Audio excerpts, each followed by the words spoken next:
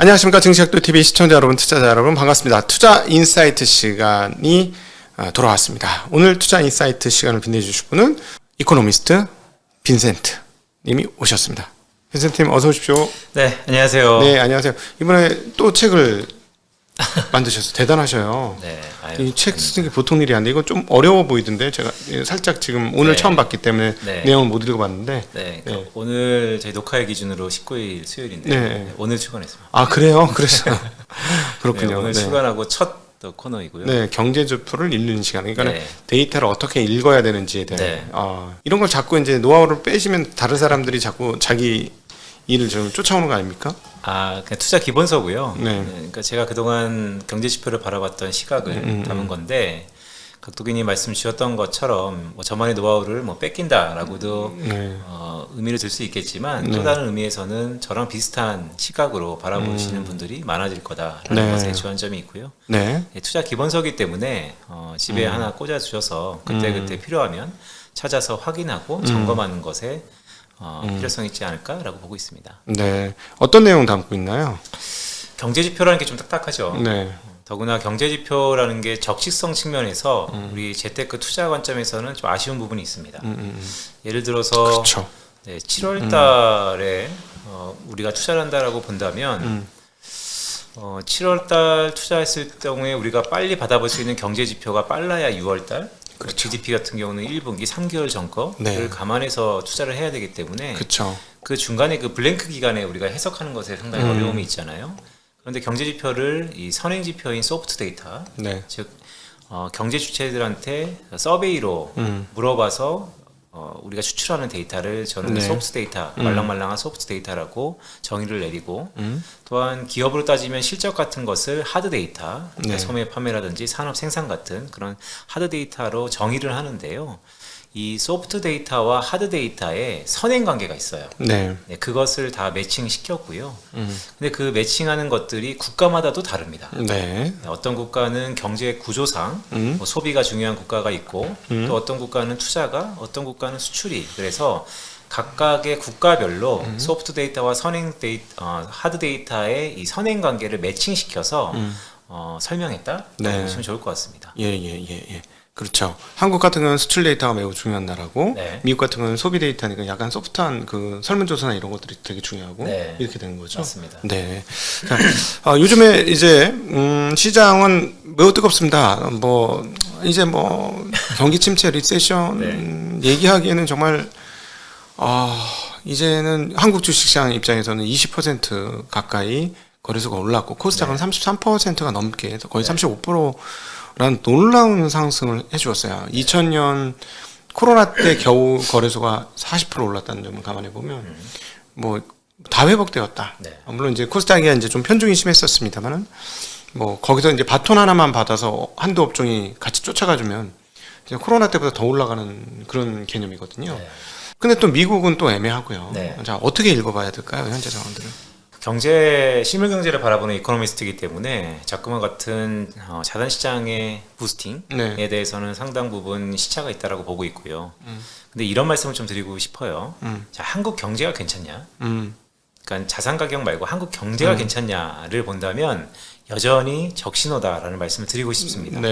근데 이게 왜 중요하냐면 결국 실물 경제와 자산 시장은 그 괴리는 있을지언정 궁극적으로는 만난다라고 할 수 있겠는데요. 그 만나는 시차와 시점이 조금은 달라질 수 있을 것 같아요. 상황에 따라서. 하지만 만난다는 게 포인트이고 그런 부분에서 본다면 저의 주전공인 실물 경제를 판단하는 데 있어서 여전히 한국 경제는 적신호에 들어가고 있다는 말씀을 조심스럽게 드립니다. 자, 제가 그렇게 주장하는 것은 여러 가지 이유가 있는데요. 그 중에서 저보다 훨씬 더 많은 정보를 갖고 있고 많은 경험이 있는 석학들이 모여있는 곳이 있죠. IMF, OECD, 월드뱅크. 자, 그들이 수정 경제 전망을 1년에 많게는 4번, 적게는 2번가량 하고 있는데 매년 수정 경제 전망을 해오면서 지난 6개월 전보다 현재가 세계 경제는 성장률을 오히려 올리고 있어요. 그런데 한국 경제는 계속해서 내리고 있습니다. 네. 더구나 오늘도 뒤에서 그 얘기를 좀 나눌 텐데 중국 경제 성장률이 어저께 기준 18일 기준으로 꽤 좋게 나왔죠. 네, 4.5가 나왔습니다. 네. 그런데 그 안에 또 따져보면 이 부동산과 건설업 부분들이 플러스 전환했어요. 네. 이런 것들은 저희 전문가들이 예상했던 것보다 한 6개월 정도 빠른 흐름이고요. 더 나아가서 3월달 중국의 수출은 또 서프라이즈가 네. 나왔습니다. 놀랍게 나왔죠. 네. 자, 그렇다면 과거에 뭐 책에도 제가 잠깐 다룬 게 있는데 중국의 수출 데이터랑 한국의 수출 데이터가 상관관계 콜레이션이 거의 0.87이에요. 네, 그렇죠. 기간에 따라 좀 다르겠지만. 자, 그렇다면 3월달 중국 수출은 이렇게 좋아지는데 한국의 수출은 어떠냐? 여전히 역성장을 하고 있고 무역 수지는 적자를 보이고 있고 한국은행 관료들은 곡간이 비고 있다라는 얘기를 하고 있습니다. 네. 자, 이전과는 다른 패러다임의 시프트라고 보고 있고요. 이런 것들의 경각심을 국제사회, 국제기관에서는 보내고 있다. 따라서 우리가 어떻게 보면 유동성의 홍수 속에서 자산 가격이 괜찮고 또한 지금 안 보이는 실물 경제의 기대감들이 있고 그런 부분들이 모두 괜찮다라고 보기에는 여전히 실물 경제를 보는 입장에서는 오히려 적신호다라는 말씀을 조심스럽게 드리고 있습니다. 네, 우리가 이제 이렇게 자산 시장이 올라간 것은 사실 제가 항상 요즘 방송이나 이런 데서 얘기하는 게 경제학자들이 경제를 보는 것은 사진으로 보는데 네. 정밀 사진으로 보면 뭐 4K든 8K든 그렇게 정밀 사진으로 보는데 실물 투자 시장은 동영상으로 흘러간다. 네. 그래서 사진을 찍은 건 이미 과거의 시간이고 네. 동영상은 우리는 현재를 살아가는 것이다 네. 라고 얘기를 하거든요. 소위 네. 말하는 선반영인데요. 네. 지금 주식시장은 미래를 예측하는 것이다 라고 뭐랄까 명제를 던진다면 지금은 나쁘지만 향후의 경제는 회복되지 않겠느냐. 네. 그리고 실제로 지금 주식시장 거기에 베팅을 하는 거거든요. 네, 맞습니다. 네, 반도체 올라올 거고 중국 수출 올라오니까 이제 곧 올라오겠네. 이런 그 생각이라고 보는데요. 그럼에도 여전히 나쁩니까? 너무 좋은 말씀이세요. 그러니까 네. 이런 거죠. 특히 주식시장은 미래를 선반영한다. 네, 네. 미래에 대한 가격에 대한 기대감이 현재 주가에 반영되고 있다라는 것이죠. 그럼 그 중에서 하나가 중국의 개선 효과가 한국의 미래다라고 네. 보는 것입니다. 첫 번째 제가 드리고 싶은 말씀은 중국의 효과가 과거에는 한국의 탄력성이 1이었다면 네. 점점 그 탄력성이 줄어들고 있다라는 거. 동의합니다. 근데 그 줄어드는 그 폭 자체가 아직 가늠이 안 된다는 거. 여전히 불확실성이라는 것이고요. 자, 두 번째는 중국이 얼마나 좋아질까? 중국이 얼마나 좋아질까에 대한 의견이 좀 분분합니다. 중국이 좋아지려면 올해는 특히 소비 중심의 경제 회복이라고 대부분 전문가들이 보고 있고 저도 보고 있어요. 왜냐하면 지난해 결국 소비 경제가 중국 입장에서 가장 안 좋았기 때문에 기절하는 것도 발휘를 할 거고 또한 정부 쪽에서도 이 소비 증진에 대해서 상당 부분 부스팅을 할 건데요. 그렇죠. 문제는 중국도 마찬가지로 소비가 살아나려면 부동산이 살아나야 됩니다.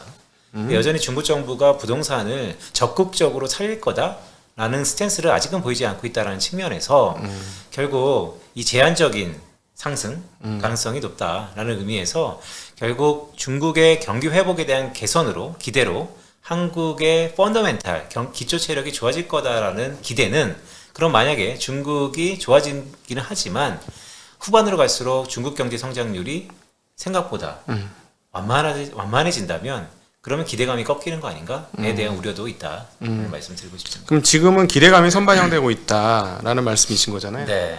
그러면 이제 조금 그 반대 입장에서 논지를 좀 펴보면 저희 채널에서도 중국 부동산이 살아야 소비 심리가 살아서 소비가 확실하게 좋아질 것이다라는 인정을 하는데요.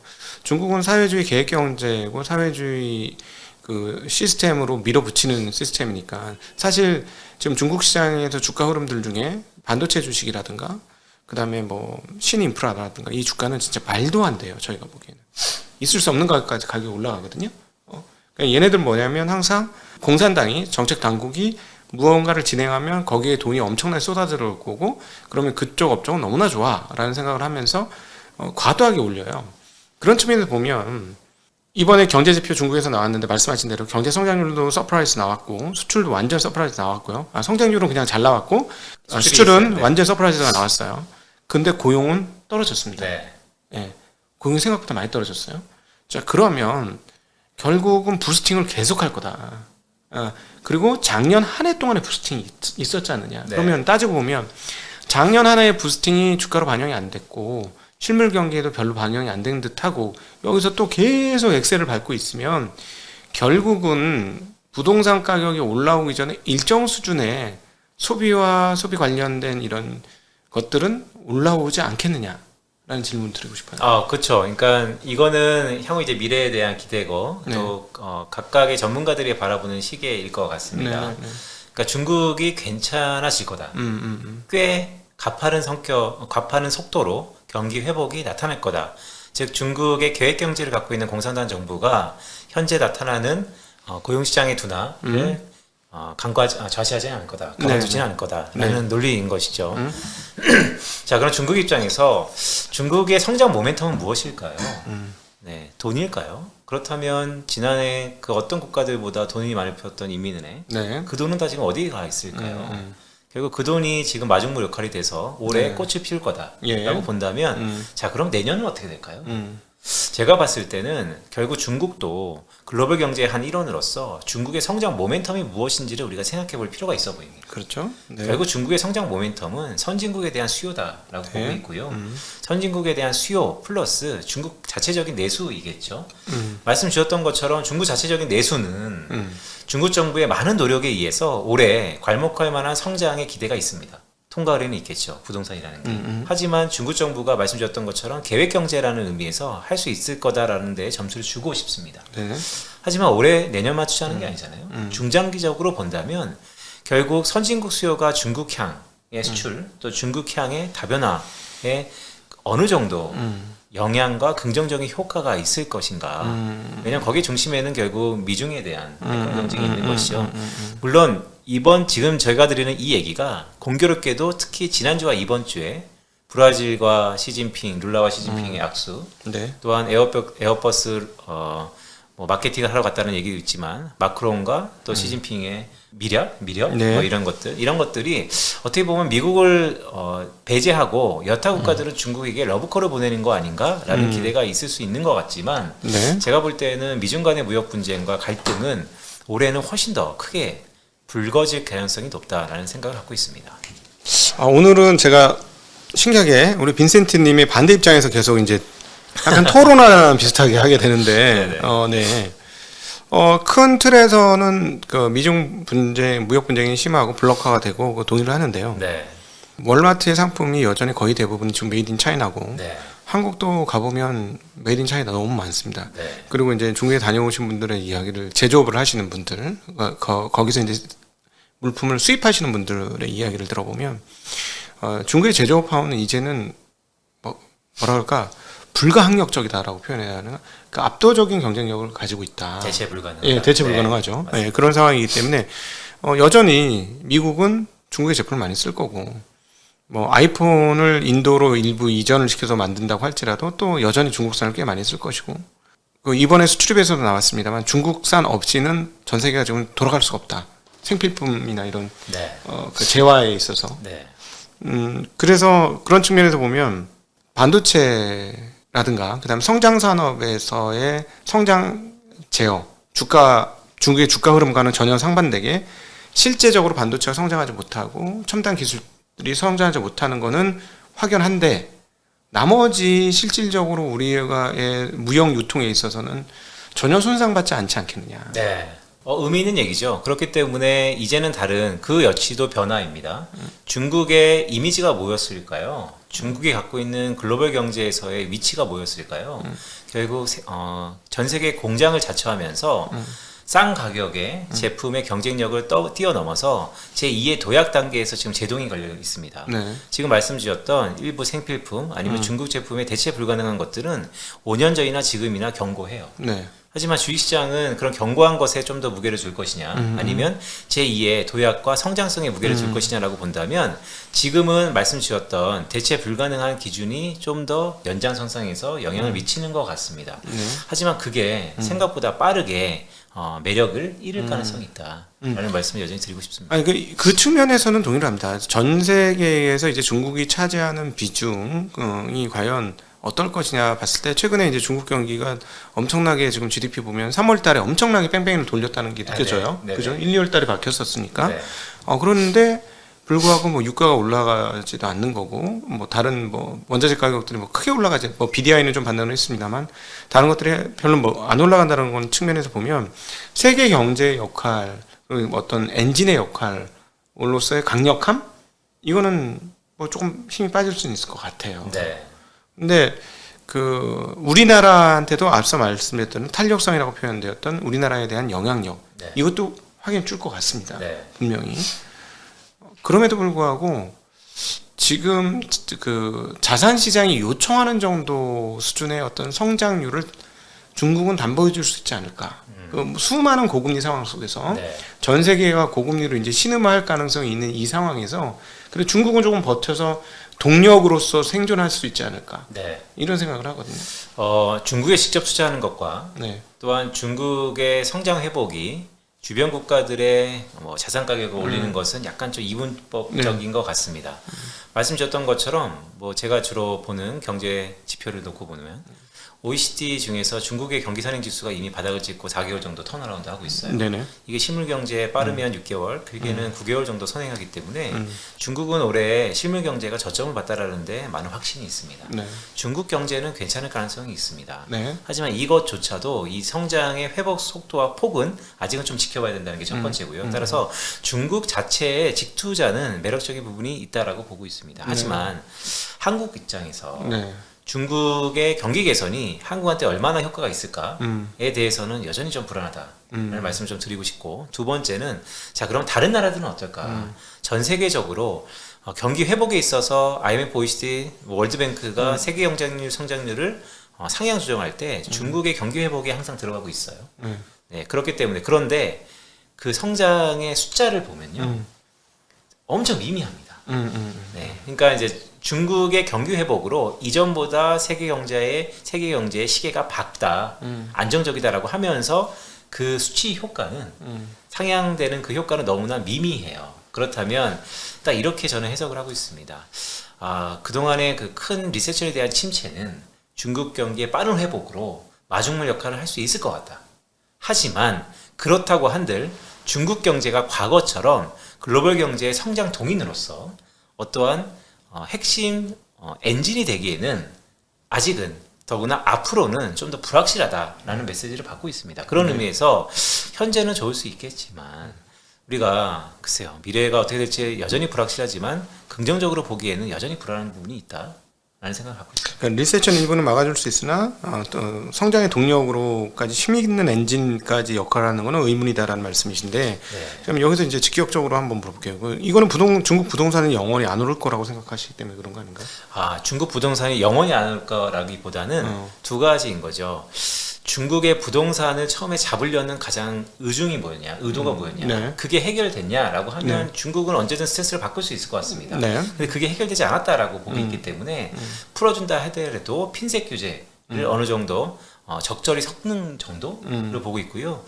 한국도 비슷할 거라고 봅니다. 한국의 부동산이 결국 중국의 부동산과 비슷한 상황이라고 보고 있거든요. 결국 한국도 계륵이라는 얘기를 많이 하죠. 네. 풀어주려는 기대가 있습니다.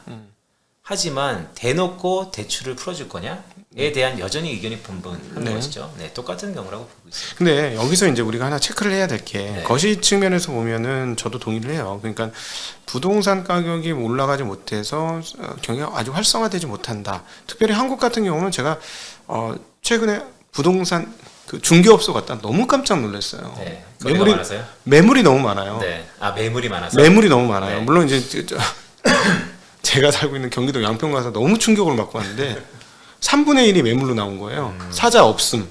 뭐 이런 정도 상황이에요. 그러니까 사자 없으면 팔자만 있는. 사자 없음 팔자만 3분의 1이야. 그 단지의 3분의 1이 팔자야.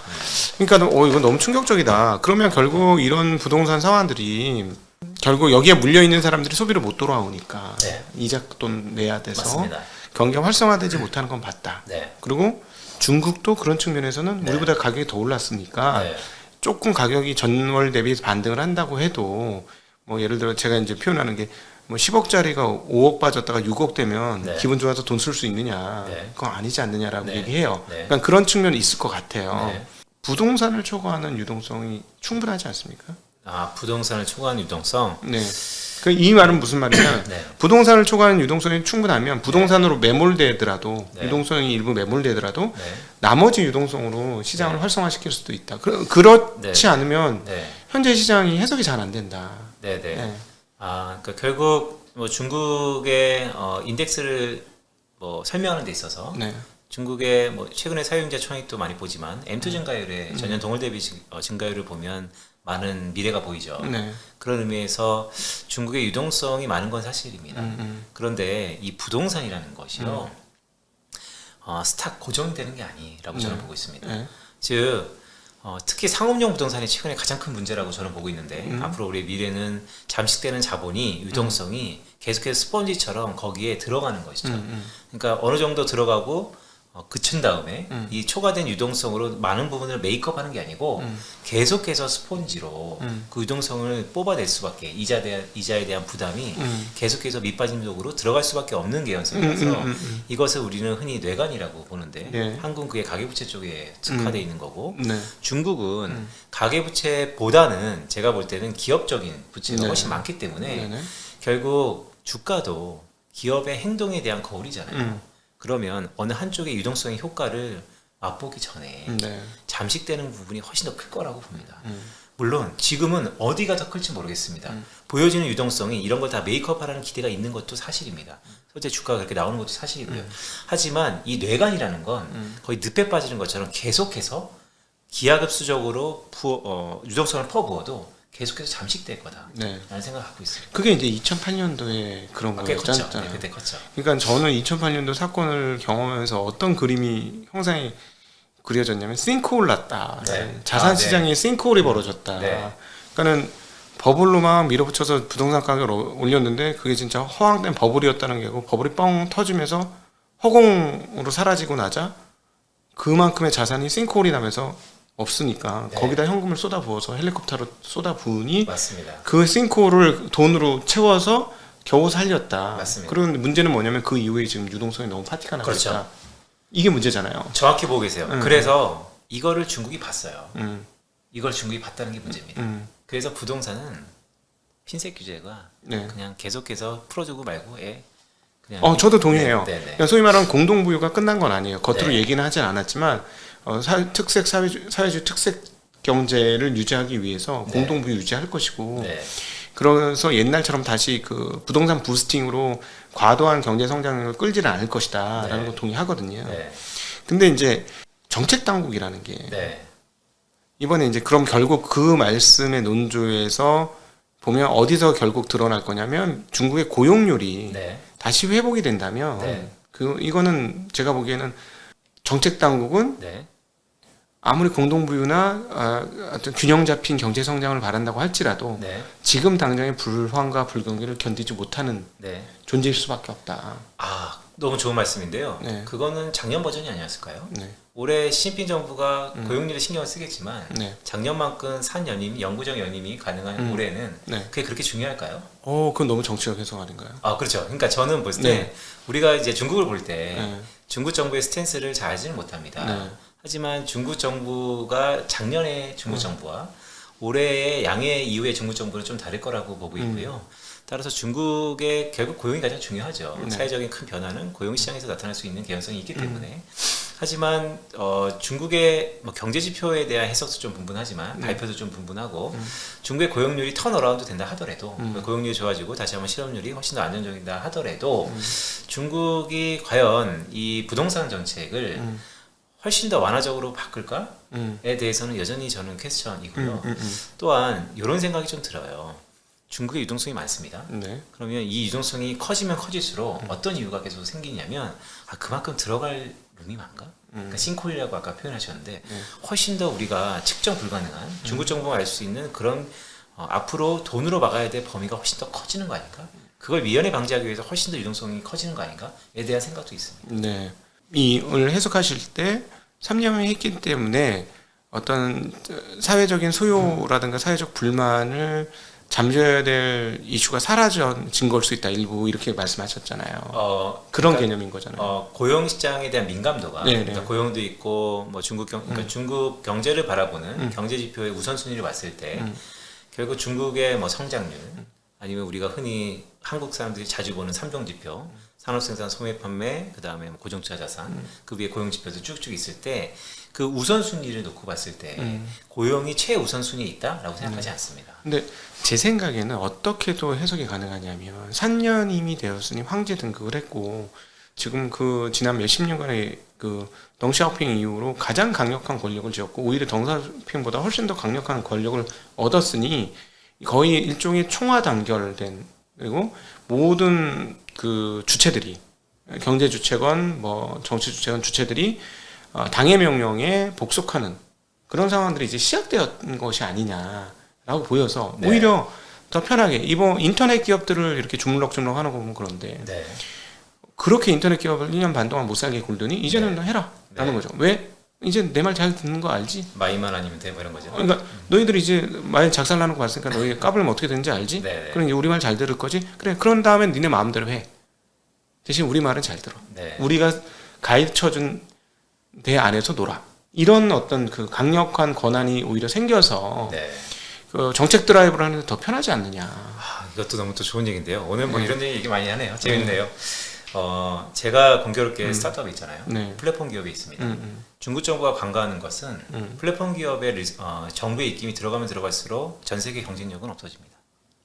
중국의 경쟁력은 네. 떨어지는 거죠. 네. 인정합니다. 그래서 저 엔터 안 된다고 봐요. 네, 맞습니다. 네, 그렇기 네. 때문에 과연 중국 정부가 그렇다면 제가 볼 때는 중국 산업 중에 플랫폼 기업을 죽이는 행위다라고 저는 보고 있어서 궁극적으로 보면 과연 고용을 하기 위해서 단기적으로 다시 한번 일부 풀어줬다라는 것에 고용 창출이 될 거다라는 것보다 중장기적으로 보면 그러면 글로벌리 경쟁력이 없어져서 그 기업은 오히려 도산될 겁니다.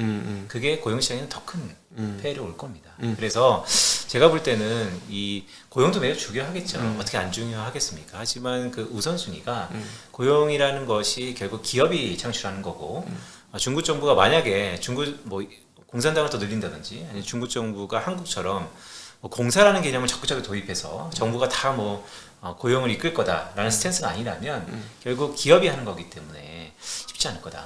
그 부분은 저도 동감해요. 그러니까 중국의 어떤 창의성의 영역이 과연 지금 그동안보다 훨씬 더 뛰어나게 꽃을 피워가지고 어떤 중요한 그 플레이어들을 계속해서 생산시키는 그런 국가적 시스템이냐라고 하면 아닌 것 같아요. 네. 그래서 제가 저 같은 경우 대표적으로 엔터 안 될 걸 이렇게 얘기하는 거고 네. 말씀하신 대로 뭐 창의력이 중요한 뭐 스타트업이나 이런 것들은 되게 어려울 수 있죠. 그런데 네. 이제 그 부분에서 우리가 이제 심각하게 한번 고민해봐야 될 게 사회주의 계획경제의 힘은 어디에서 어디까지 있을까에 네. 대한 고민 한번 해봐야 될 것 같아요. 네. 그러니까 저는 제조업에 있어서는 완전 막강하다고 생각해요. 그렇죠. 베트남이 보여주고 있죠. 네, 베트남도 그렇죠. 네, 공산주의 네. 국가고. 그러니까 저는 거기에 대한 획일적인 그 스탠스와 효율성은 저는 아메리칸 팩토리라는 그 미국 네네. 그 넷플릭스에 나온 영화를 보고 좀 굉장히 많이 충격을 받았어요. 얘네는 군대가 아닌 회사에서도 군대처럼 행동하더라고요. 그리고 그렇게 하고. 네. 그러니까 이 그 유리공장, 자동차 유리공장이 미국에 가가지고 네. 미국 노동자들하고 조화를 못 이루는 거예요. 그러니까 이런 획일적인 문화였던 그 공장이 그쪽으로 갔는데 미국 노동자를 쓰니까 너무 자유로운 사람들이에요. 주말에 자기 집 목장에서 말 타고 노는 사람들이에요. 이런 사람들을 데리고 시키는 대로 딱딱딱딱 해야 되는데 결국 나중에 되니까 다 기계화 합니다. 네. 그게 더 낫다는 것이죠. 미국에 가 있을 때. 저희가 이제 예를 들어서 창의적인 부분 안 될 거고 뭐 그래서 스타트업 중에서 이제 세상을 바꿀 수 있는 스타트업이 중국에서 이제 들 나올 거고 뭐 그런 건 인정을 한다고 할지라도 기존의 계획 경제가 포괄할 수 있는 그 경제의 영역만 갖고도 네. 상당한 성장을 만들 수 있지 않을까? 옛날보다는 성장률은 떨어지겠지만 네, 물론 네. 옛날엔 그걸로만 갖고 네, 네. 지금은 이제 좀 네. 다른 것들이 붙어야 되긴 하겠습니다만 네, 네, 네. 그런 생각도 좀 하게 되는데요. 맞아요. 네, 제가 볼 때는 이제 그게 시각이 좀 다른 것 같습니다. 네. 그러니까 현재 이미 중국이 갖고 있는 마켓 쉐어로만 몇 년 괜찮다. 네. 충분하다라고 보는 분이 있고 그렇기 때문에 괜찮다라고 보시는 분이 있고 저는 이제 어떤 거에 좀 더 주안점이 있냐면 그래도 네. 항상 경제 주체들은 특히 주식시장은 현재 풍족한 것보다, 왜냐하면 흔히 기업들이 그렇지 않습니까? 현재 캐시카우가 많은 기업들, 안정적인 기업들도 미래에 대한 성장성이 담보되지 않은 경우에는 주가는 곧바로 곤두박질친 경우가 대부분이었습니다. 네. 국가 경제도 마찬가지라고 봅니다. 저는 중국이 현재 미국하고 견질 만큼 넘버 2의 위상을 떨칠 만큼 전 세계적으로 마켓 시어는 엄청나죠. 그렇기 때문에 미국이 저런 미국이 저런 제재에도 불구하고 우방국이라고 할 수 있는 다양한 국가들이 중국하고 내외적인 관계를 맺고 있는 것일 네. 거라고 보고 있고요. 하지만 성장성이 제약되는 그 순간 네. 중국을 바라보는 시각을 좀 달리 해야 된다. 거기에 좀 더 저는 포커스를 두자 네. 말씀드리고 싶습니다. 이제 중국 얘기를 했으니까 좀 한 진도만 더 빠져볼게요. 오늘 아주 진짜 중국과 관련된 중국과 미국 관련된 진짜 재미난 얘기 하나 있었습니다. 네. 크리스틴 라가르드 유럽중앙은행 ECB 총재께서 네. 난 너무 충격받은 저는 솔직히 네. 얘기고 900년 이래 경제 데이터상으로 지정 확정 리스크는 언제나 더 높은 인플레이션으로 이어졌다. 네. 미국으로서도 중국과 러시아를 포함한 다른 나라들이 미국 의존도를 줄이는 쪽으로 나간다면 네. 세계 교역상 기축통화로서 지속되어온 달러의 지위가 당연시 될 수 없을 것이다. 네. 뭐 옐런 장관부터 시작해서 달러 패권 얘기가 최근에 많이 나오죠.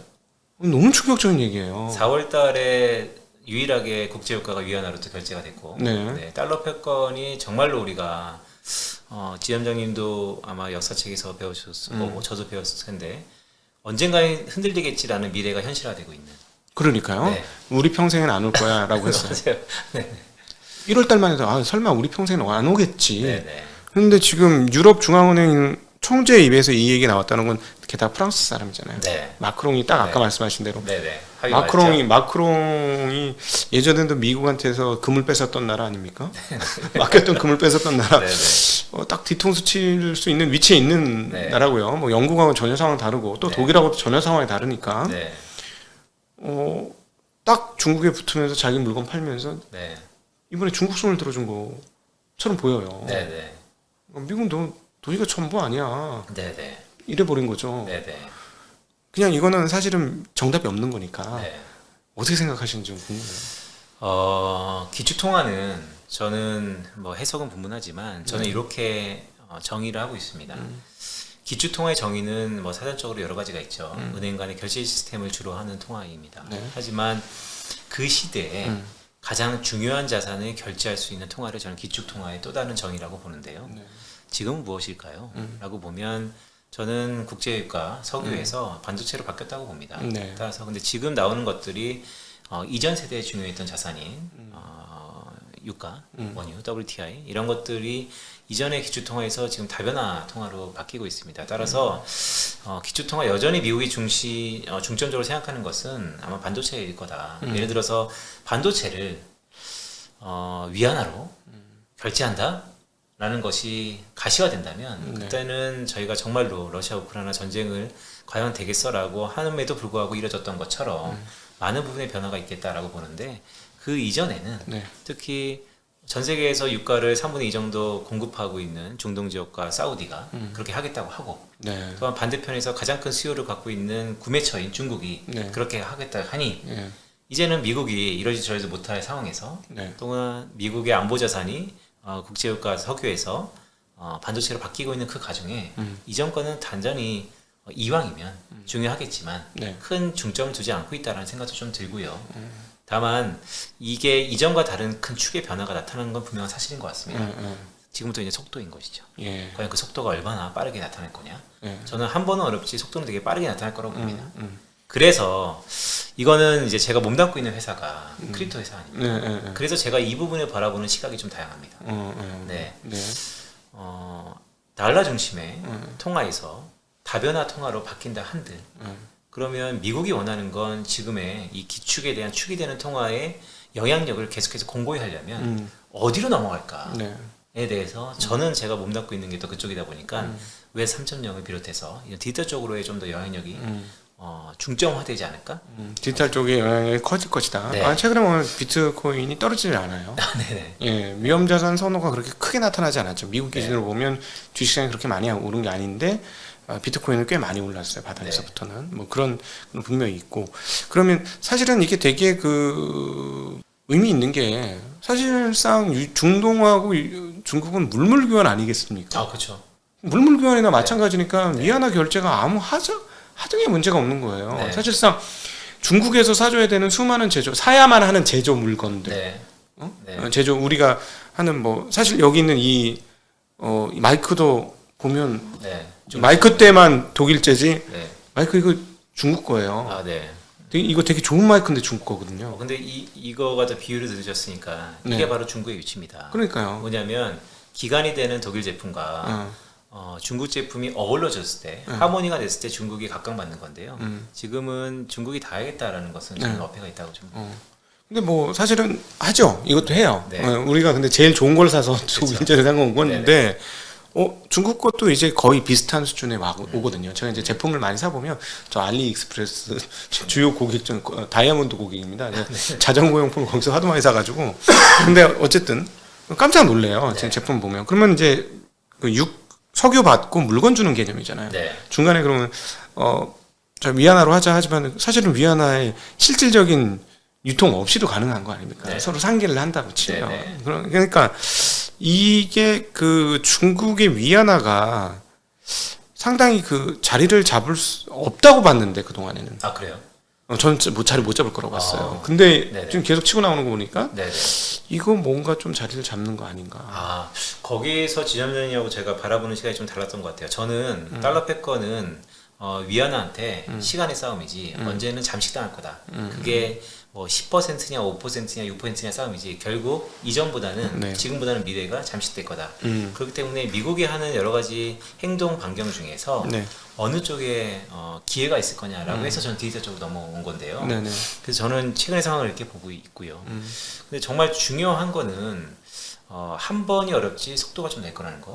그리고 되게 미세한 어나운스지만 중국의 인민은행장이 중국의 자본시장 개혁에 대해서 그러니까 금리도 완전히 100% 지금 자유화가 아닌데 자유화를 하겠다는 게 위안화의 어떻게 보면 기축통화에 대한 여러 가지 단계 중에 하나로서 차근차근 밟고 있는 게 아닐까라고 생각합니다. 네, 네.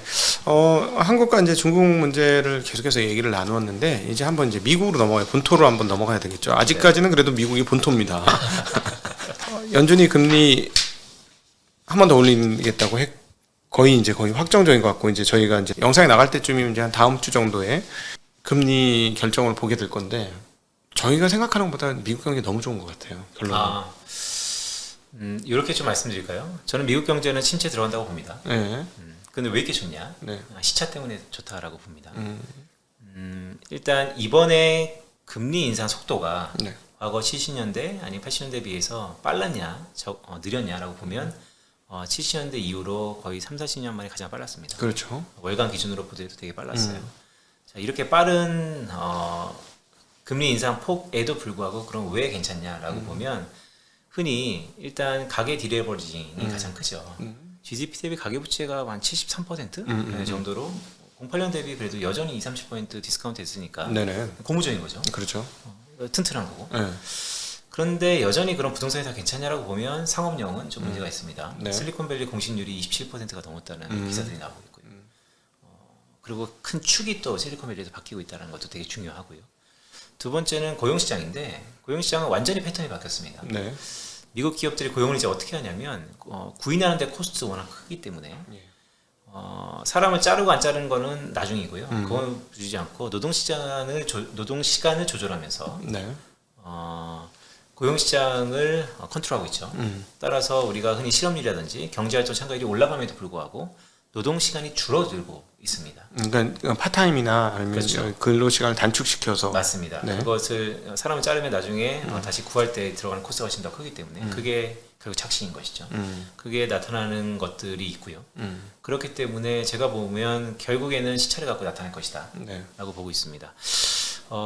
결국 그런 의미에서 연준은 5월달에 마지막 라스트 댄스를 틀 거라고 보고 있고요. 25bp 금리 인상으로 거의 마지막이라고 보고 있습니다. 저는 지난해 제가 각도기 TV 뭐 계속 왔지만 지난해부터 이제 상반기에 아마 금리는 더 이상 인상은 스탑할 거고 네. 연준은 스탑 앤 포즈를 얘기하지만 스탑 앤 인하 가능성이 있다라는 말씀을 여전히 드리고 있습니다. 오늘 거기에 대해서 이제 또 오늘 계속 이제 약간 토론식으로 돼서 좀 어떻게 될지 모르겠는데 여기 대해서 이제 제임스 블러드가 네. 얘기한 내용이 딱 네. 거기에 반하는 내용이잖아요. 네, 네. 시장은 조만간 경기가 침체 국면에 들어설 것을 상당히 기대하지만 그렇지 않을 것. 그게 기대하나요? 이렇게 그렇지 않을 것이라고 하면서 경기를 그런 식으로 해석해서는 안 된다. 네네. 아주 직방을 먹였어요. 제가 네네. 보기엔 채권 시장 아주 네네. 진짜 한 방 먹인 거예요. 네네. 근데 도대체 왜 그럴까 하면 고용은 매우 강력하고 네. 그냥 매우 강력한 게 아니고 매우 강력하고 강력한 고용은 견조한 소비를 이끌어내고 있고 네. 결국 경제는 성장할 수밖에 없다. 그렇기 네. 때문에 그래서 하반기 침체를 예상하는 것은 부적절하다라고 네. 얘기했어요. 네. 그래서 결국은 이 고용을 어떻게 읽느냐가 되게 중요한 것 같아요. 그렇죠. 저도 계속 그러다가 이거 여전히 한 300만 구인이 더 많으니까 네. 이거 역전되기 전까지 침체 안 오겠다. 네. 이게 역전되기 직전부터 침체가 네. 확연하겠다. 네. 그러려면 이게 300만이 이렇게 역전되는 순간은 도대체 언제일까? 네네. 그럼 모르겠는걸? 뭐 이런 생각이 들더라고요. 네네. 사실 작년 10월달 이후로 얼마나 많은 기업들이 사람을 해고를 했습니까? 네. 그렇게 됨에도 불구하고 이제 1200만에서 900만대로 구인이 줄었고 네. 구직은 600만대에서 뭐 별로 많이 안 늘어났으니 네. 이거 생각보다 이거 진짜 블러드가 얘기한 것처럼 고용이 매우 타이트하기 때문에 채권 시장이 생각하는 것처럼 리세션은 아직 오는 거 아닌 거 아니냐 네네. 라는 생각이 들거든요. 연준 의사들이 여러 가지 발언을 하죠. 네. 저도 뭐 다 귀담아 듣는데요. 근데 이 말이 나오기 전까지는 저는 연준 의사들은 자기의 스탠스를 대변한다고 봅니다. 네. 따라서 약간 가려듣고요. 뭐가 가장 나오면 저는 주목할 거냐면요. 미국 경제에서 가장 중요한 핵심 발언은 고용 없는 성장입니다. 네네. 고용 없는 성장이 가능한 기준에 왔다라고 본다면 저는 제 뷰를 꺾을까라는 생각도 정말 심각하게 해볼 개연성이 있습니다. 왜냐하면 고용 없는 성장이 불가능한 건 아니거든요. 네. 네, 지금의 미국 사회에서 나타나는 미국 경제에서 나타나는 이런 큰 변화들, 이 고용 없는 성장을 많은 부분 시사하고 있습니다. 뭐 GPT 같은 경우도 맞습니다. 사실 인력을 상당히 적게 쓸 수 있게 만들어주는 맞습니다. 거니까요. 그러니까 효율성의 네. 극대화인 것이죠. 미국 경제가 90년대 후반에 이 효율성으로 다시 세계 경제에 한 번 더 부스팅을 했던 경험이 있기 때문에 이번도 똑같이 그런 의미에서 네. 고용 없는 성장이 된다라면 저도 다시 한번 생각을 해보겠지만 네. 고용 없는 성장이라는 게 우리 경제학에서 배운 적이 없고 네. 또한 그게 과연 그럴 수 있겠어라는 우려감이 있기 때문에 여전히 아직은 갈 길이 멀다라고 보고 있죠. 그런 가운데서 나타나는 이런 사이클, 경기 침체냐, 호황이냐, 확장이냐, 뭐 축소냐는 여전히 나타날 개연성이 있다라고 봐서 저는 기업들이 상업용 쪽에서 네. 큰 이미 약한 고리들이 무너지고 있다라고 보고 있습니다. 근데 은행 시스템은 굉장히 건전하다는 얘기를 계속해서 하고 있어요. 봉합을 했죠. 근데 사실 따지고 보면 2008년도에 그 투자은행들이 무너지면서 굉장히 많은 그 방어막들을 쳐왔고 그래서 대형은행들을 이번에 보았습니다만은 상당히 견조하고 네. 대형은행들. 그러니까 말씀하신 것처럼 상업 부동산에 문제가 터지면 결국 우리나라 PF와 거의 모양이 똑같던데요. 우리나라 저축은행, 신협, 새마을금고가 자빠질 가능성이 있는 것처럼 여전히 네. 거기 지방은행들 무너진다고 과연 경기가 무너질 것이냐. 네. 주식은 또 다른 얘기예요. 네. 전 주식은 더 큰 애들이 지금 헤게모니를 잡고 있으니까 네. 얘네는 지역은행들 몇 개 자빠진다고 문제가 생기는 애들은 아닐 거라고 보고 네. 주식은 그렇다 치고 네. 실물 경기도 지역은행이 자빠진다고 문제가 생기겠느냐. 네. 그러니까 유나이티드 스테이츠라는 것을 좀 이해를 해야 되는데 네. 결국 지역은행들이 문제는 뱅크런의 속도인 것이죠. 네. 지금 이제 BTFP라는 은행 간의 단기 대출 프로그램은 꽤 주요했던 것 같습니다. 적시성 있게. 예. 그런데 여전히 저는 의문이 있는 게 이거는 결국 한마디로 대출입니다. 네. 갚아야 돼요. 그렇죠. 네, 상각이 없을 겁니다. 갚아야 되는데 갚을 수 있겠느냐? 네, 갚을 수 없죠. 왜냐하면 크레딧에 손상이 있는데 네. 그런 사람들이 예금을 다시 맡겨야 되는데 네. 과연 단기적으로 대출을 해서 막았다고 내 금 같은 돈은 늘까? 그럼 결국 이거는 대형은행화되는 하나의 기로입니다. 네. 그래서 은행을 바라볼 때 큰 은행이 좀 더 경쟁력이 있어지는 것은 또 하나 이젠 투자 관점에서 네. 선택적 포인트인 것이죠. 그러면 경제가 괜찮아질 거냐라고 보면 지역은행들의 기능들이 여러 가지가 있는데 그 기능들이 없어졌다라고 했을 때 대형은행들이 모든 걸 다 한다? 저는 여전히 그 틈새 은행들이 할 수 있는 미국은 많이 IBD로 바뀌었지만 은행들이 하고 있는 적재적소의 유동성 공급 이런 것들에 부정적 영향이라고 해야 될까요?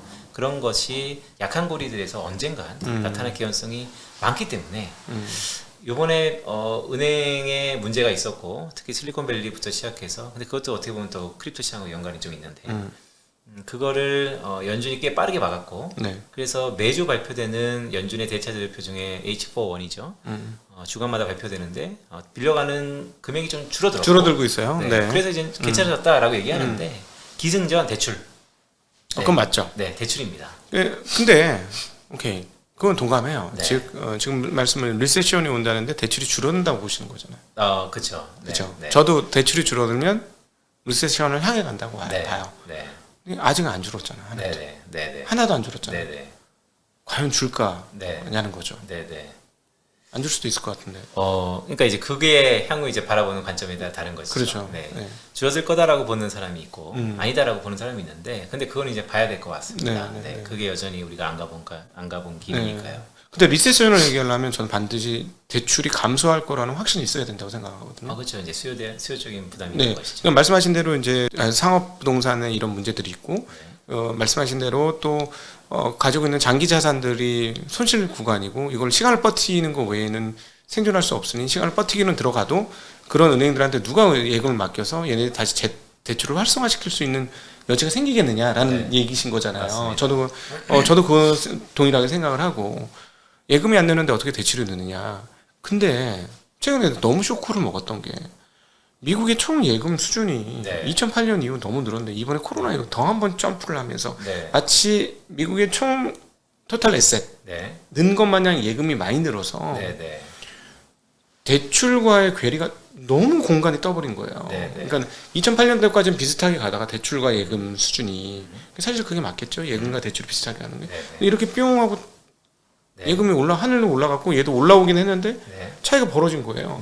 그럼 무슨 말이냐면 리세션을 얘기할 때 우리가 하나 측정을 정확히 해야 되는 부분 중에 하나가 전 논리는 진짜 다 동감해요. 그 대출이 줄 거고 그럼 대출이 줄면 오는데 얘네들 주머니에 우리가 생각하는 것보다 훨씬 많은 돈을 쓰고 있네. 그러니까 경제 주체가 그러니까 이거는 경제 주체의 유동성 여력이 크다. 그렇죠. 그러니까는 우리 집에 있는 우리 집 금고도 있어 이제. 옛날에 우리 집 금고 없고 은행 금고밖에 없었는데 그럼 이제 우리 집 금고도 있고 우리 집 금고에도 돈 많아. 굳이 은행 안 가도 상관없어. 그거를 어디서 읽을 볼 수 있냐면 미국 대형 은행들의 예금 이자율을 보고 저는 진짜 너무 쇼크 먹었어요. 강승원 연구원은 1%도 안 된다고 얘기하고 제가 들은 건 1%대였거든요. 1%든 1%가 아니든 지금 국채 금리가 5%인데 1% 내외의 예금 금리라는 거는 예금을 안 받겠다는 거잖아요. 예금이 넘치고 있는 거니까. 그러니까 돈은 넘치는 거예요. 그러면 이 상황에서 돈이 넘치는데 예금이 살짝 빠진다고 한들 총통화가 별로 안 빠지는데 리세션까지 갈 거냐? 리세션까지 가려면 대출이 급격하게 빠지든가 예금도 상당히 많이 빠지든가 이 두 개가 갖춰야 되든가 이런 게 있어야 되지 않을까? 2008년 서프라임 때를 복귀해 보면, 그러니까 물론 거기에 대한 답은 좀 더 연구가 필요합니다. 근데 간단히 좀 말씀드리면 2008년도에 서프라임이 은히 알트론과 프라임론, 서프라임이 있었죠. 예금은 우리가 겉으로 총액을 보는 거죠. 그 안에서 보면 구분대로 소득 수준으로 나눠 보면 결국 돈이 많은 분들이 예금이 크게 했죠. 그렇죠.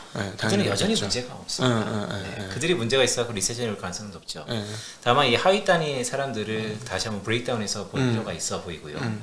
이들이 연쇄적으로 무너졌을 때 그럼 어디에서 스탑될 수 있을 거냐를 보는 게 가장 중요한 것 같아요. 그게 연결고리이고 저는 그게 전초전으로서 중소은행이 무너지기 시작한 걸 대형은행에서 한번 대출해주면서 메이크업했다라고 보고 있습니다.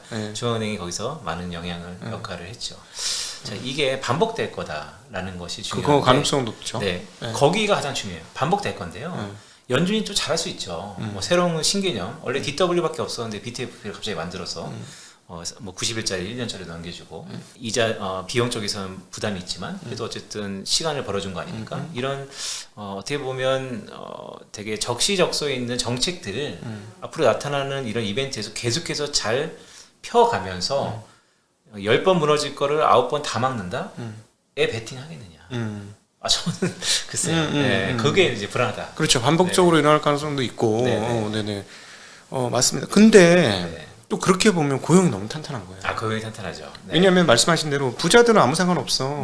세상이 무너져도 멀쩡해. 그러니까 얘네들이 하는 기업도 멀쩡할 수 있어까지도 풀이할 수 있고. 자, 그렇다면 저소득층이라든가 좀 한계 근처에 있는 분들은 이런 대출이 줄거나 이러면 바로 어려워지지 않을까. 맞죠? 그것도 맞는데 그들의 일자리는 또 많잖아요. 이쪽 뭐 소위 말하는 저기 화이트 칼라 좋은 직장 연봉 10만 달러 단위의 돈을 받는 애들은 좀 어려워질 수 있으나 그러나 얘네들은 이미 저축해 놓은 돈이 많고 당장 한 달만 일 안 하면 돈 없어지는 애들은 직장이 많아서 여기 잘리면 저기 가면 되고 서비스업은 너무 많아. 그러면 결국 말씀하신 대로 리세션이 지금 오기에는 상황이 훨씬 더 타이트해져야 되지 않을까. 그러니까 이런 것 같아요. 그러니까 리세션이 온다 안 온다보다는 언제 오냐가 좀 중요할 것 같은데 언제 오는 거는 좀 시간이 좀 다를 것 같습니다. 근데 이제 고용 시장을 보면 일단 노동통계국에서 발표하는 헤드라인 비노보훈 취업자 수 증강 이게 3개월 연속 둔화되고 있습니다. 둔화되죠. 그래도 20만 명 이상이잖아요. 근데 이제 보면 둔화되고 있는 것이죠. 그리고 이제 두 번째는 트럼프가 보여줬던 것처럼 미국의 중산층은 없어졌습니다. 중산층이 없어요. 완전히 양극화돼 있고요. 그럼 이제 그 하위단에 있는 중하위권에 있는 사람들이 여전히 일자리가 엔잡러, 뭐 포트폴리오 인플로이라고 저는 얘기를 하는데 다양한 방면에서 그래도 주급을 받으면서 워킹하고 있어요. 근데 그거는 또 보면 지금 바이든 행정부의 정책적인 이민을 안 받고 있는 것에 대한 어느 정도 반대급부의 효과입니다. 평생 안 받을까? 이제 곧 열린다 그러던데. 그러면 또 여기 안에 나타나는 자정작용이라고 하는데 나타날 거고요. 그래서 현재까지 줄어들지만 월 20만 건 이상의 신규 고용. 더구나 지금의 엔잡러들에 나타나는 이 직업이 아니면 저기서 연명할 수 있는 지금의 흐름. 자, 하반기는 그럼 하반기 이후에 그것들이 꺾이면 그때부터는 정말 조심해야 된다 이렇게 보시는 건가요? 왜냐하면 여기서는 이제 저의 전망보다는 연준의 전망을 신뢰할 수밖에 없는데요. 왜냐하면 정책은 그들이 피니까. 그들이 실업률의 전망을 보면요 점차 높아집니다. 그렇죠. 실업률 높아지죠. 근데 지금 상황에서 그 연준도 얘기하지만은 1% 포인트 정도의 실업률이 올라갈 때까지는 공간이 있는 거 아니냐는 거죠. 그러니까 이런 거죠. 경제를 어느 수준까지 스리스홀드라 그래서 예를 들어 3.5인데 뭐 4.0이 될 때까지는 리세션이 전혀 안 오고 4.1이면 온다라는 것보다는요. 가까우면 가까울수록 그 가능성이 더 높아지는 것으로 제가 봐야 되지 않을까라고 봅니다.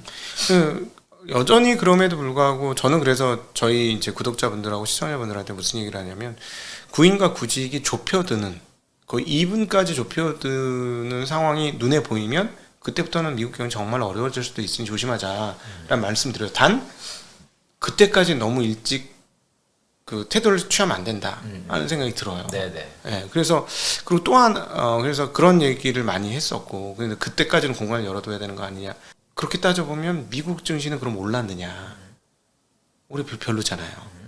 뭐 다른 그러니까 특히 한국인 아시아 국가들에 비해서 그렇죠. 완전 별로잖아요. 상하이도 올해 신고를 계속 찍고 있고 한국도 올 들어 신고가 계속 나오는 거네요. 뭐 아직 그 옛날 것 좀 멀었지만 올해 들어 신고는 나오고 있는 거니까 이런 상황하고 비교해 보면 그 어떤 느낌이 좀 드냐면 미국이 리세션이 안 온다고 해도 미국 자산이 올해는 정말 매력이 정말 없구나. 그냥 비 US 달러 자산, 그러니까 넌 US 달러 자산이 최고인 상황이 진짜 작년하고 완벽하게 반대로. 작년 무조건 US 달러였으니까. 그런 상황들이 지금 시장을 훨씬 더 잘 설명해 주는 거 아닌가 하는 생각도 들어요. 저도 오늘 이제 지현 형님하고 이런 대화를 한 다음에 다시 한번 재점검해 보겠습니다. 그런데 지현 형님 작년을 좀 복귀해 볼까요? 작년도 초반에는 뜨거웠습니다. 작년에 언제부터 꺾였죠? 한 6월쯤. 시장 미국? 아니 뭐 전반적으로 글로벌 경기뿐만 아니고 시장은 특히 한국은 작년 주식은 먼저 꺾였고 경기는 중반부터 꺾였죠.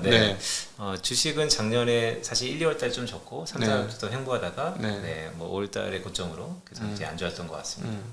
올해도 비슷하지 않을까라는 생각이 좀 들고 있어요. 왜냐하면 특정 업종 에코땡땡을 제외하고 네. 얼마나 올랐냐라고 보면 또 괄목할 만큼 올랐나에 대한 우려가 있고요. 저도 요즘에 고객들을 만나보면 내 주식이 전부 에코전자, 에코닉스, 에코 뭐 카카오, 에코 뭐 이런 거 싶다라고 정도로 어떤 특정 산업에 대해서 퍼포먼스가 워낙 컸다. 네네네.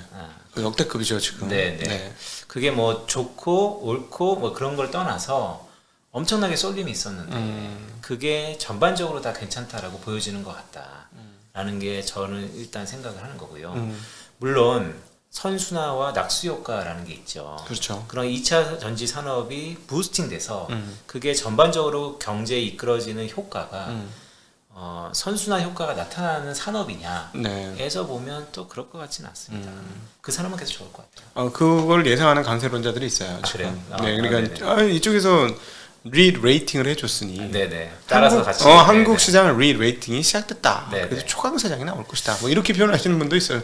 저는 거기까지는 동의 못 하겠더라고요. 그렇죠. 네. 왜냐하면 저도 이제 해외 고객들이 있는데 한국에 대한 관심이 있어요. 하지만 전반적으로 한국 전반적인 경기, 전반적인 산업에 대한 관심도는 떨어졌습니다. 네, 특정 산업인 거. 보니까 시점 차이네요.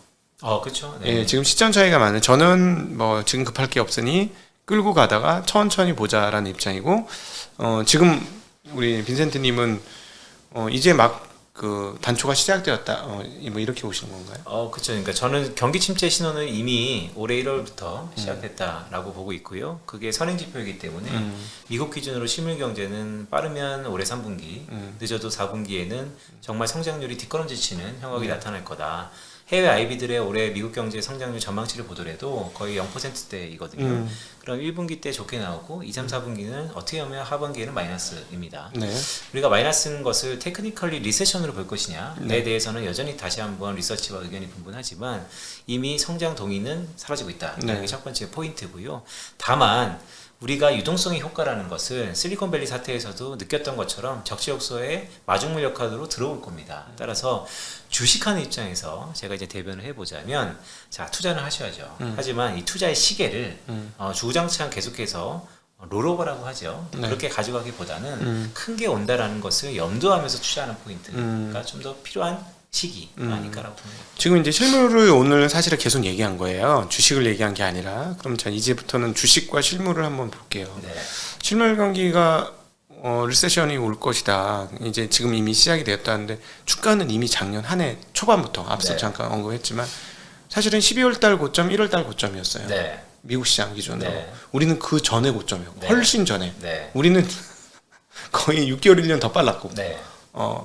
그런 마찬가지일 거예요. 예, 중국도 마찬가지고 네네. 훨씬 빨랐고 1년 내내 빠졌잖아요. 네. 아주 기록적인 하락이었고 기간별로 따지면 보기 힘든 수준의 기록적인 하락이었어요. 네. 기간별로는 기간의 길이로 따지면 결국 그렇다면 그 리세션 다 반영된 거 아니냐라는 네. 의견들이 있습니다. 그 전에 리세션은 형태가 뭐였죠? 금리가 빠르게 올라서 귀용 땅에 부담이 있는 것부터 무너질 거다. 근데 미국에서 그게 1월 달에 불거졌습니다. 지역은행에서부터 시작해서. 자, 우리가 지금의 이런 거죠. 리세션 오케이. 그런데 이미 우리가 아는 리세션 아닌가? 오더라도 유동성이 높아서 되게 약할 거 아닌가? 이제는 이 정도 가격의 하락이면 세상이 완전히 멸망하지 않는다면 괜찮다는 심리가 분명히 있어갖고 이윤자산이 또 올라왔죠. 거기에 적재적소에 주식시장의 이벤트들이 있었고요. 자, 그러면 이제 지금쯤에서 이제 점검을 한번 해야 될 타이밍인 건 맞습니다. 네. 이게 이제 정고점 트라이를 할 것이냐. 네. 그럼 지금이 또 한 중간 정도 올랐다가 다시 한번 박스권에 들어가는 것이냐, 내려갈 것이냐. 그러면 저는 그거를 볼 때 주식시장이 선행하는 미래에 대한 꿈을 기대를 선행하는 건 맞지만 결국 실체가 있어야지 연속성이 있다라는 의미에서 결국 기승전 실물 경기를 봐야 된다. 그렇구나. 근데 저는 개인적으로 지금의 그 아직 실물이 아직 완벽하게 꺾이지도 않았지만 주식시장은 이미 꺾이는 것을 작년에 이미 다 경험을 하고 온 거거든요. 네. 사실은 주식시장만으로 보면 실물이 꺾여야 돼요. 네. 작년에 그렇게 박살을 내놨으니까. 네. 네. 나스닥 기준으로 30%가 고점 대비 넘게 떨어졌으니 네. 경기 더 박살나야 되거든요. 네, 네. 아직 덜 박살났다는 거예요. 네. 해고도 더 많아야 되고 그래야 나스닥 30% 빠진 게 해설이 된다. 라고 보거든요. 그렇다면은 제가 보기에는 실물이 여기서 얼마나 더 나빠질지 모르지만 상당 부분 작년의 하락이 그걸 녹인 걸 수 있으니 지금은 이제 그 내년도 중후반을 프라이싱하고 있는 거 아닌가 주식시장이. 그런 의미에서 생각해 보면 그럼 앞으로 만약 그런 의미라면 네. 앞으로 미래의 성장 동의는 뭘까요? 제가 한번 여쭤보는 거예요. 네. 만약에 그렇다면 앞으로의 성장 동의는 뭘까요? 미국에서? 네, 그러니까 미국도 그렇고 뭐 전 세계적으로 그러면 전 세계적으로 기저를 제외하고 아시아 국가의 기저를 제외하고 네. 그럼 특히 한국의 성장 동의는 무엇인가? 네. 소비냐 수출이냐 봤을 때 네. 수출은 우리만 빼고 아니 우리도 마찬가지지만 뭐 정부도 스탠스가 바뀌었지만 전 세계적으로 한국 수출은 안 될 거라고 봅니다. 어려울 거라고 봐요. 네, 그러면 우리의 성장 동의는 내수인데 네. 내수는 내수는 쟤는 안 된다고 보고요. 네. 근데 여기서 이제 성장 동력이라고 할 때 네네. 그것도 있어요. 뭐냐면 그 자본시장이 너만 달렸잖냐 그동안에. 네네. 실물은 원래 없었다. 실물 성장은 아예 없었고 지난 10년간 네네. 실물 성장해본 거 얼마 안 되지만 주식시장만 냅다 달린 거 아니냐. 네네. 그러니까 그거에 대한 보정이 장기적으로 필요하다. 네. 뭐 장하정 교수의 말이 그 얘기인 네. 듯도 해요. 네. 최근에 한 네.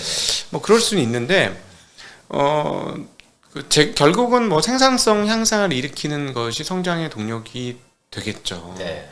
그래서 일단 기본적으로 디지털 경제의 수준은 더 강화될 것이다. 네. 훨씬 더. 네. 그러면 그거를 당겨갔기 때문에 21년과 22년에 당겨갔기 때문에 네. 우리가 지금 그 빈 공동 이것도 일종의 싱크죠. 그쪽에서 다 내용물을 빼갔으니 지금 우리는 빈 껍데기의 시간을 보내고 있는 것이고 네. 그러나 이것들도 결국 시간이 지나면 물이 채워지듯이 시간이 지나면 빨리 빠져나갔기 때문에 결국은 기본적 성장이 물을 채우는 시간이 올 것이고 네. 그게 이제 24년도면은 결국 네. 평타가 되지 않겠느냐. 네. 먼저 20년, 21년에 먼저 갖고 갔던 거를 네. 22년, 23년에 이 빈 그릇으로 채워놓으면 네. 빈 그릇의 시간으로 채워놓으면 네. 24년, 25년부터는 이제 다시 한번 기존의 성장, 소위 말하는 비트그로스가 네. 이렇게 된 지금 말이 좀 잘 안 되는데 비트그로스가 21년, 22년에 20년, 21년에 이렇게 된 거죠. 네. 원래는 이렇게 가야 되는데 네. 이만큼 한 거죠. 이만큼은 오버슈팅했기 때문에 반대로 이만큼 빠지는 거예요. 지금. 네. 그러면 이게 이제 끝나는 그 시점이 되면 또 이 성장 속도를 가지 상승 않겠느냐? 트렌드 안에 있는 것이죠. 그렇게 되지 않겠느냐라고 개인적으로는 보거든요. 네, 그러니까 유동성이 계속해서 늘어나는 한 자산 가격이 오를 수밖에 없는 것이죠. 결국에는 그 안에 굴곡이 있는 것이고요. 지금의 현재 주가가 어느 시점까지 반영됐는지는 사실 잘 모르겠습니다. 네, 그거는 참 저도 알고 싶은데요.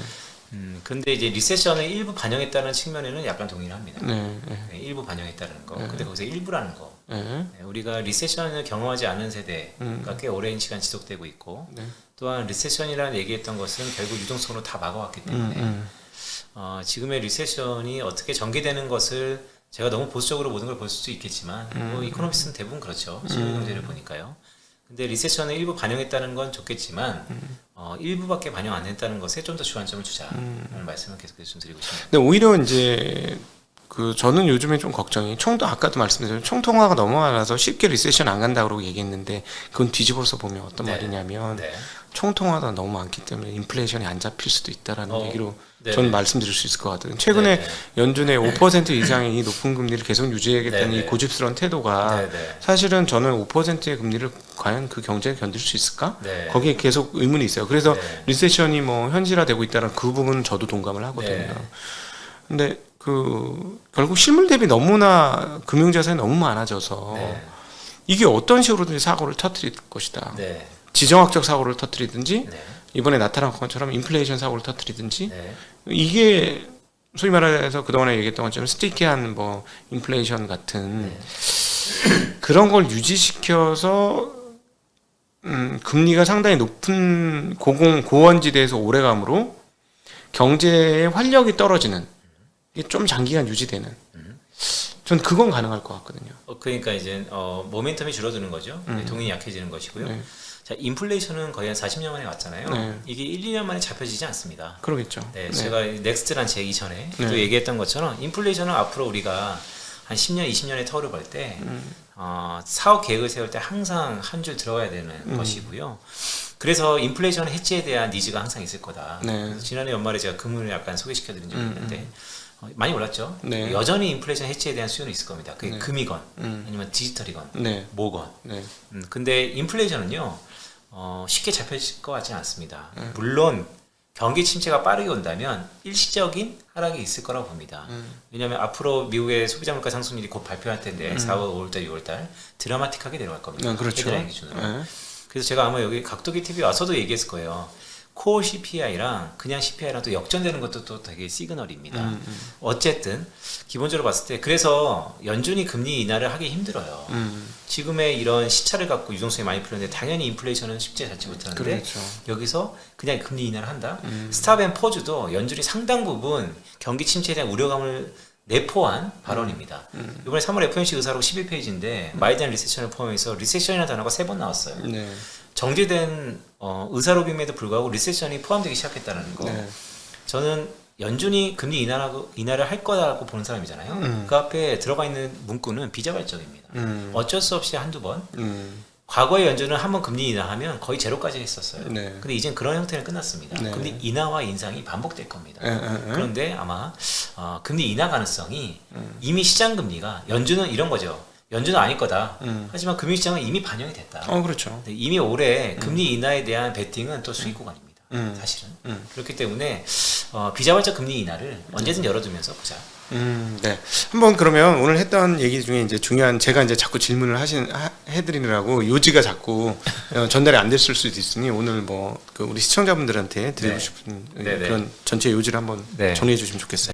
기초 체력과 주식시장의 괴리가 통틀어서 같냐 틀리냐 반은 틀리고 반은 맞다라고 말씀드릴 수 있습니다. 그럼 그게 무슨 의미가 있냐? 결국 연속성에 대한 문제가 있을 것 같습니다.